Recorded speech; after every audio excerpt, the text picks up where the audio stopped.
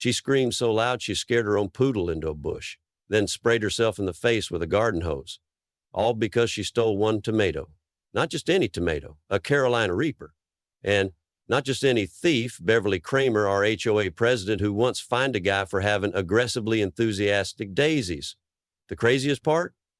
She called me a biohazard after stealing from my garden, all because my tomato cages weren't symmetrical. Ooh. Welcome to Rosewood Lane, where the grass is fake, the rules are real, and if you mess with the wrong gardener, you might just end up crying milk in your own front yard. She called the HOA on me after she stole from my garden, then accused me of creating a biohazard when she bit into a Carolina Reaper and set her mouth on fire. The craziest part? This all started because I didn't use symmetrical tomato cages. If you're wondering how a few uneven plants sparked a spicy suburban war, welcome to Rosewood Lane, where the lawns are perfect, the neighbors smile through gritted teeth, and the HOA president treats landscaping violations like federal crime. It began one sleepy Tuesday morning. I stepped onto my back porch, coffee in hand, ready to check on my tomatoes, my pride, my therapy, my quiet rebellion against life's daily monotony. Except there was one problem. My tomatoes were gone, vanished. Poof. In their place, empty cages, snapped stems, and a suspicious amount of judgment in the air. I stood there staring at the crime scene like I'd just lost a family member. To be fair, I'd put more effort into those plants than my last relationship. At first, I tried to be rational, maybe deer, squirrels, a particularly bold raccoon with a taste for heirlooms. But the cuts were clean, surgical. And then I remembered Beverly Kramer, HOA president, self-appointed sheriff of shrubbery. Her house was exactly 4 down from mine, but her influence stretched like kudzu. She ran the HOA like it was a dictatorship with bylaws instead of bullets. She once fined my neighbor for aggressive daffodils. Not making that up. And Beverly had opinions about everything, my garden especially. Mr. Landon, she once chirped, tilting her visor just so, your tomato cages don't align with the aesthetic continuity of Rosewood's curb appeal. That's HOA speak for your plants are ugly and I want them gone. She even left me a pamphlet titled Proper Vertical Support for Community-Sanctioned Produce. I ignored it, naturally, and apparently that was an act of rebellion too far. So when my tomatoes disappeared, I had a hunch. And when 2 days later, the replacements I'd planted also vanished, I had confirmation. No mess, no evidence, just an eerie tomato-free silence and a faint whiff of lavender perfume that screamed, Beverly was here. Now, I couldn't let it go. Most people would. It's just a few tomatoes, right? But it wasn't just the fruit. It was the principle, the audacity, the HOA ministry of arrogance. You don't walk into a man's garden, rob him blind, and send him a fine for visual disharmony. That's not gardening. That's psychological warfare with potting soil. So I did what any rational, slightly unhinged homeowner would do. I installed cameras, hidden, motion-activated, night vision-enabled surveillance systems tucked inside ceramic gnomes. And that's when things got weird, or should I say weirder? Because if this was going to be war, I wasn't going to play nice. I was going to play smart.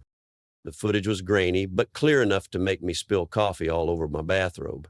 At exactly 5:42 a.m., under cover of early morning mist, a figure slipped through my backyard gate with the stealth of someone who's read too many spy novels and shops exclusively at the pastel section of Kohl's. Barely freaking Kramer.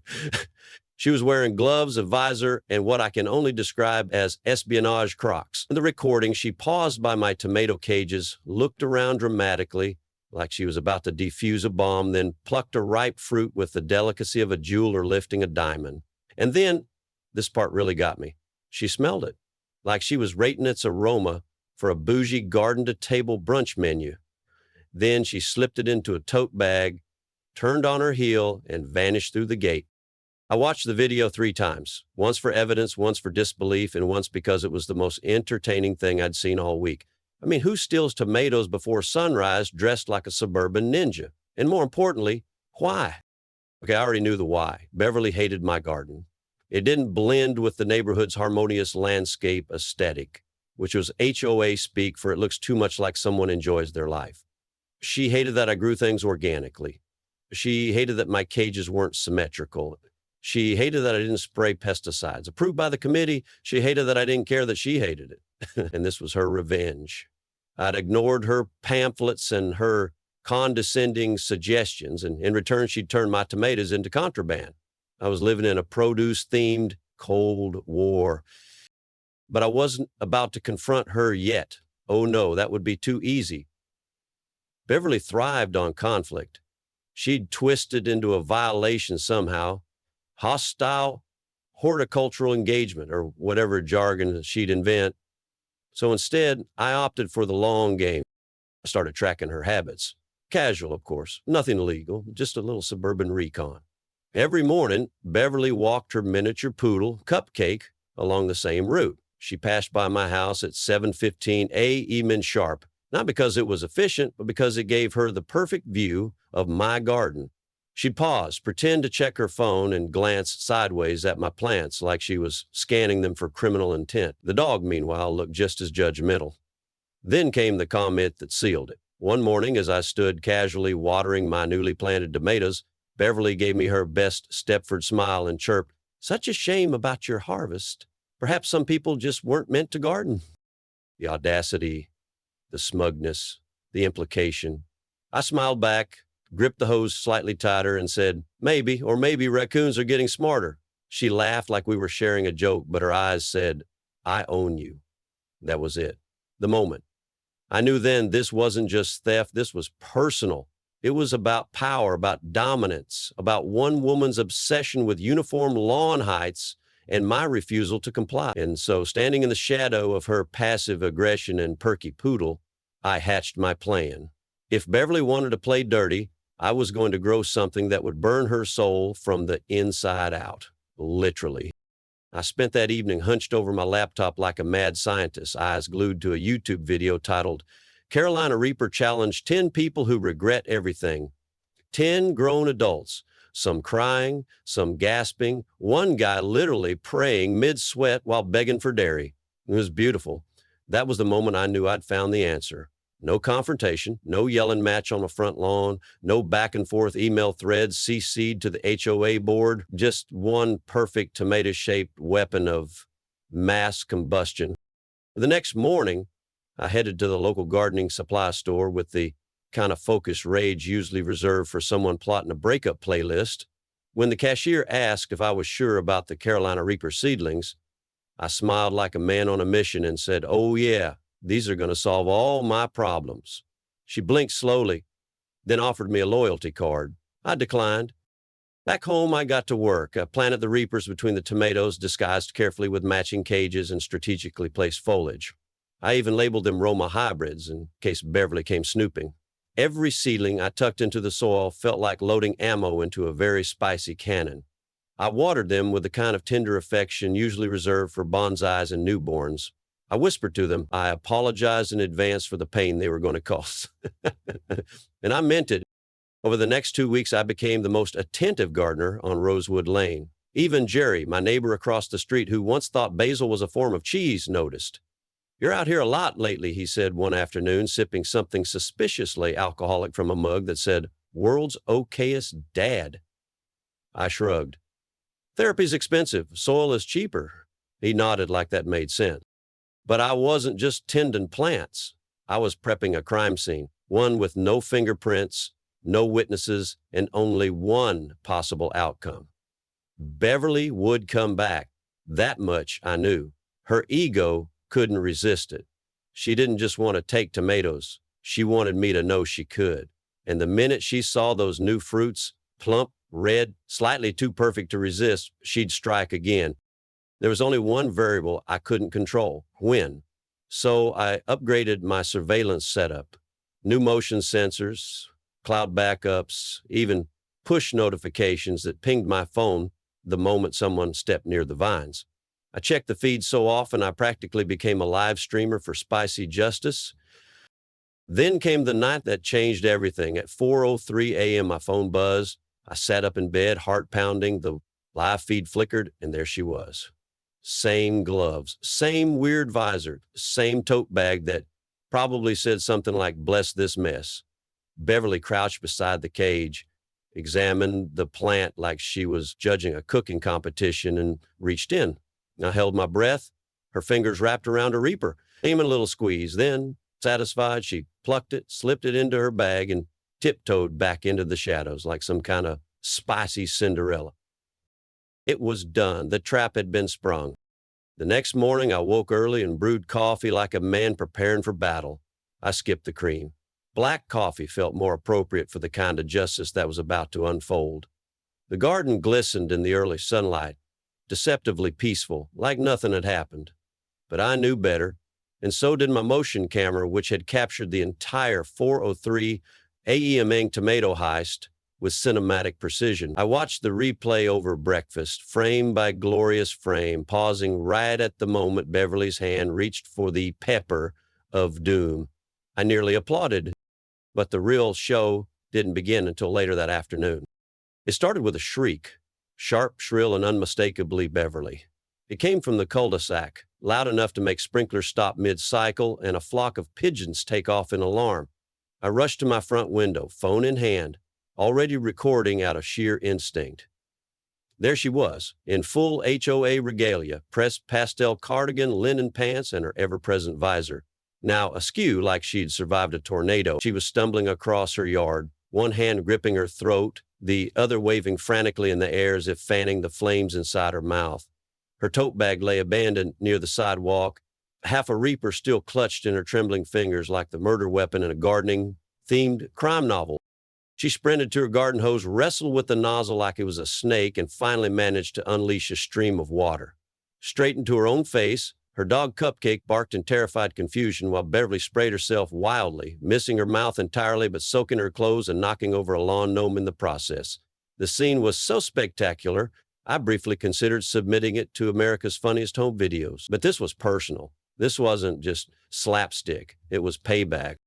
Neighbors peeked through blinds. Jerry walked out with his mug and simply muttered, "Well, damn," like he'd seen a UFO crash into the HOA clubhouse. One of the Wilson twins across the street whispered, "Is she foaming?" And I had to bite my fist to suppress the laugh, bubbling in my throat. Beverly screamed something about being poisoned, something about tomatoes, and in the pinnacle of poetic chaos, she ripped a copy of the HOA rulebook from her tote bag and started fanning her face with it. It caught a gust of wind and flew into a rose bush where it stayed like a defeated and just when I thought the performance had peaked, she turned and charged toward Mr. Ellison, the 82-year-old neighbor who had just stepped out for his newspaper. She snatched it from his hands and tried to use it as a tongue extinguisher, leaving the poor man stunned and paperless. He stared after her as she bolted down the sidewalk, screaming, red-faced, drenched, and utterly broken by a pepper she had never been invited to steal. I watched it all unfold in real time, equal parts horrified and delighted, like witnessing a Shakespearean tragedy where the villain gets pantsed in the final act. It should have ended there. I should have felt satisfied, but part of me knew Beverly wasn't the kind of person who took defeat gracefully. The pepper may have burned her mouth, but I had a sinking feeling she was already preparing to burn something else. I should have known Beverly wouldn't go down in flames without trying to drag me into the bonfire. Less than 24 hours after her spicy meltdown, I found a thick envelope taped to my front door with the type of passive-aggressive precision only someone like her could manage. The letterhead read, Rosewood Homeowners Association, URG Notice of Violation. I hadn't even opened it yet, but I could already smell the lavender perfume in petty rage. Inside it was a 6-page document accusing me of willful endangerment via hazardous horticulture, facility to adhere to symmetrical planting ordinances, and this was my favorite, potential bioterrorism through unregulated pepper cultivation. She literally underlined that part 3 times.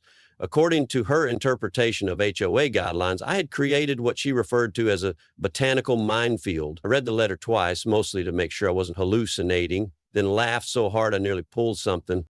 But laughter faded quickly, because Beverly wasn't just bluffing. She'd weaponized the very HOA regulations she worshiped to try and shut me down. A mandatory disciplinary hearing was scheduled for Friday night at the community center. Topic: Review of garden safety and neighborhood harmony.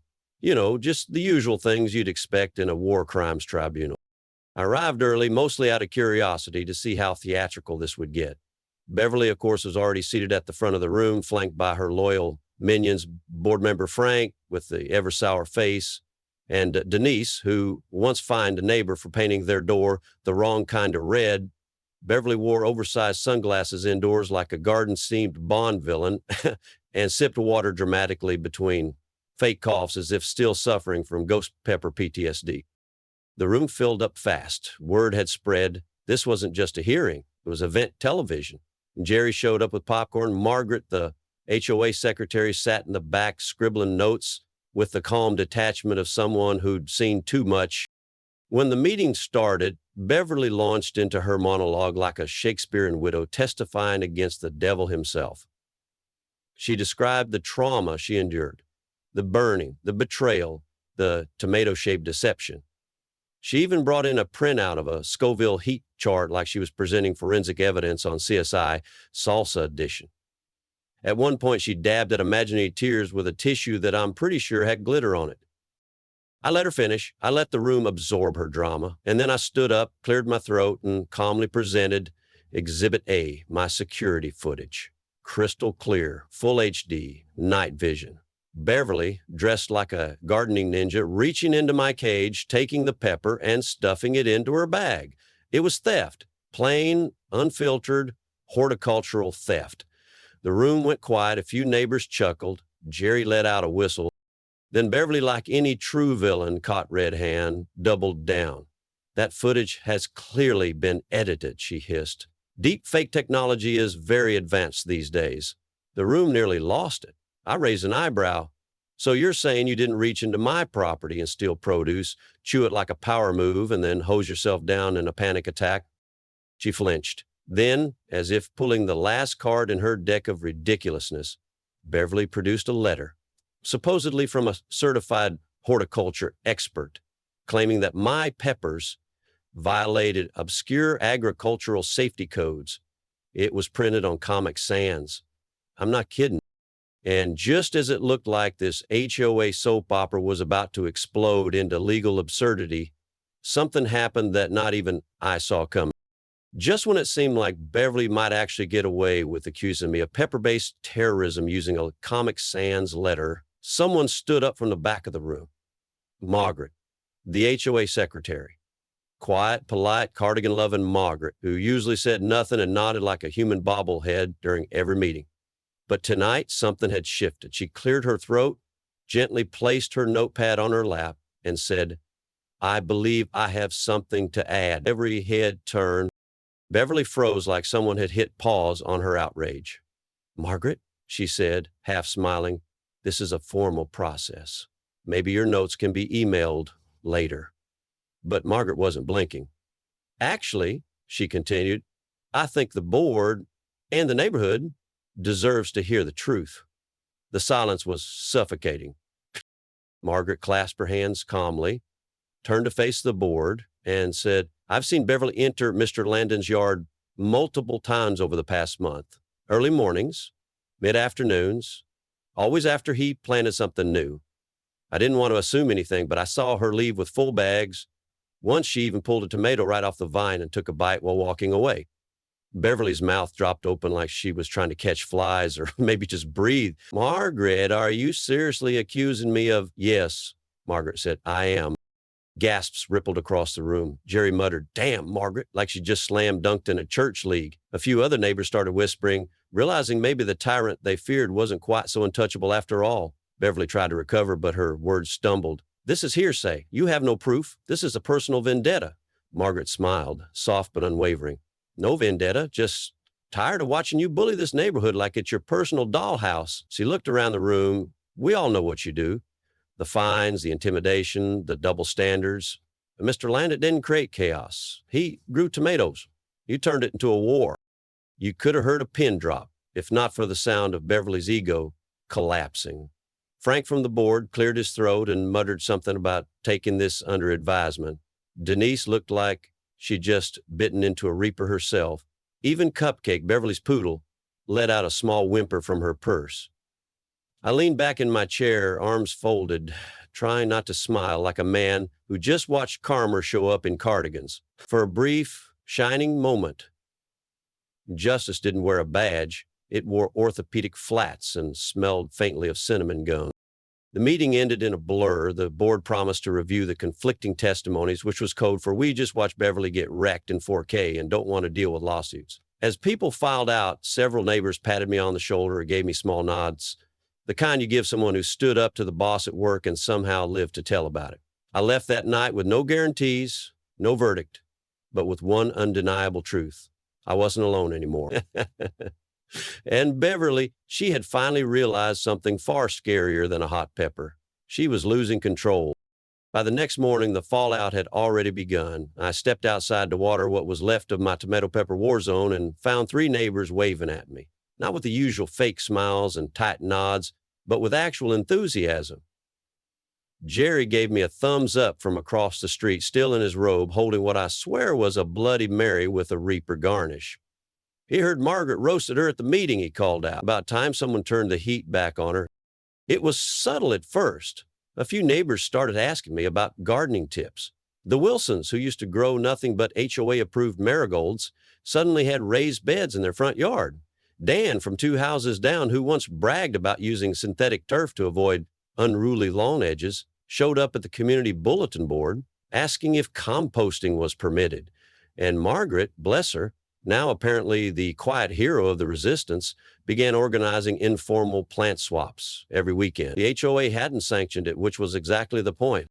Beverly, meanwhile, went suspiciously quiet. No emails, no notices, no handwritten fines and red ink taped to my mailbox. For 3 full days, there was peace. And for 3 days, I made the critical mistake of enjoying it. On the 4th day, a new violation letter arrived. This one was so long it had a table of contents. I skimmed it while eating cereal. Alleged infractions included excessive plant biomass, non-regulation trellis angles, and my personal favorite, emotional disruption of neighborhood harmony via aggressive horticulture. She was back. Not through confrontation, but through paper cuts. Bureaucracy by 1,000 ridiculous rules. But something had changed. She wasn't getting the reactions she used to. At the last HOA meeting, only 5 people showed up, and 2 of them left after Margaret handed out jalapeno cornbread and whispered, "This is what freedom tastes like." The rest of the neighborhood, they were busy tending their new gardens. Even my old pal Jerry had set up a mini greenhouse in his backyard. If they want to find me for cucumbers, he said, they can pry them from my cold, compost-stained hands. And it wasn't a rebellion with torches and pitchforks. It was quieter, greener, everyone planting things slightly out of code, just enough to bend the rules. Flower beds too full, vines too wild, peppers too colorful, like a slow-creeping uprising with roots, and Beverly hated every minute of it. So, of course, she escalated. She couldn't stand being irrelevant. That's when the second hearing was announced, an emergency meeting to review ongoing threats to HOA cohesion and community identity. Subtle, right? The whole neighborhood got invites. And unlike the last meeting, this one promised resolutions of consequence. That phrase stuck with me. I knew Beverly was preparing something big. She'd already lost the narrative once. She wasn't going to make the same mistake twice, which meant I couldn't just show up with camera footage and snappy one-liners this time. I needed something stronger, something definitive. That's when the idea hit me. Not just a comeback, but a statement so bold it couldn't be buried under bylaws or fine print. If she wanted a showdown, she was going to get one. Not with shouting, not with rules, with peppers. But not just any peppers. The night before the HOA's so-called emergency meeting, I stood in Jerry's converted shed, a makeshift greenhouse bathed in red grow lights, staring at my not-so-little secret, the hybrid peppers. The Carolina Reaper had been child's play. These were something else, a cross between a Reaper and a ghost pepper, genetically spicy, beautiful, and terrifying. They didn't just glow, they pulse, like warning signs from nature itself. One bite and you wouldn't just sweat, you'd question every life decision that brought you to that moment. Jerry stood behind me holding a pair of BBQ tongs like we were handling nuclear material. "Are you sure about this?" he asked. "Positive," I said, slipping the best one into a sealed glass jar labeled Exhibit A. It's time to let her taste the future. The next evening, the community center was packed. Word had spread this wasn't just another HOA meeting. This was going to be the meeting. Beverly sat at the head of the table in a lemon yellow blazer, so blinding it should have required a permit. Her voice was syrupy as she welcomed everyone and thanked them for taking the future of the community seriously. Translation, prepare to watch me crush my enemies with municipal language and passive aggression. Then she launched into her monologue, again, about threats to harmony, about unsafe planting, about the psychological toll of chaotic botanical structures. Somewhere in there, she used the word foliage terrorism. When she was done, the room was quiet, but not supportive. People were tired of her, of the rules, of pretending HOA life was some utopia protected by law and regulations. I stood slowly and placed my sealed jar on the table in front of her. You've accused me of endangering the community, of growing dangerous plants. Well, Beverly, meet Exhibit A. She eyed the jar suspiciously. What is this? She asked. This, I said, is the pepper you've been warning everyone about. One of a kind, bred in secrecy, unapologetically non-compliant. I twisted the lid and slid it toward her. Since you've taken such an interest in my gardening, I figured you should have the honor of experiencing it firsthand. There it was again. That moment, Beverly found herself trapped between pride and reason. Everyone watched, waiting, judging, so she did what she always did when challenged. She bluffed forward. I'm not afraid of produce, she snapped, grabbing the pepper like it insulted her ancestors. And before anyone could stop her, she bit it. The transformation was instant. Her face flushed crimson, her pupils dilated. She let out a gasp that sounded like a fire alarm having a panic attack. Her perfectly styled hair frizzed under the pressure of sheer Scoville violence. Sweat poured down her face as her hands trembled, still trying to maintain composure while clearly battling inner demons and outer flames. Water, she croaked. No one moved. Even the board just sat there, stunned. Finally, Jerry, patron saint of petty justice, handed her a jug of milk labeled property of the people. She grabbed it, gulped like a desperate gladiator, then stormed out of the room, sobbing, screaming about sabotage, lawsuits, and the possibility of tongue replacement surgery. The board voted unanimously on the spot to rescind all of Beverly's complaints. Margaret winked at me. Frank high-fived Jerry. Someone suggested renaming the community garden after me. I declined, but only because the Land of Memorial chili plot sounded a bit too dramatic. That night, as I sat under the stars in my backyard, tomato in one hand, lemonade in the other, I realized this wasn't just about me anymore. This was about everyone who'd ever been fined for hanging wind chimes, or parking an inch over the line, or growing something that dared to be unapproved. We didn't just survive the HOA, we set it on fire with flavor. Sometimes the smallest battles reveal the biggest truths. This wasn't about tomatoes or even peppers. It was about what happens when one person tries to control an entire community with clipboards and ego. But here's the thing. You don't have to be loud to fight back.